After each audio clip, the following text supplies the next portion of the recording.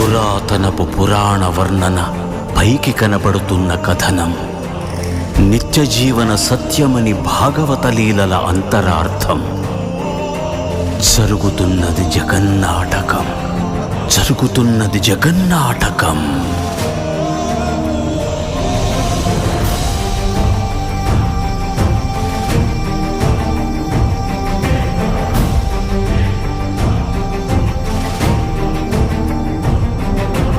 చెలియలి కట్టను తెంచుకొని విలయము విజృంభించునని, ధర్మమూలమే మరచిన జగతిని యుగాంతమెదురై ముంచునని, సత్యవ్రతునకు సాక్షాత్కరించి సృష్టి రక్షణకు చేయూతనిచ్చి, నావగ త్రోవను చూపిన మత్స్యం కాలగతిని సవరించిన సాక్ష్యం.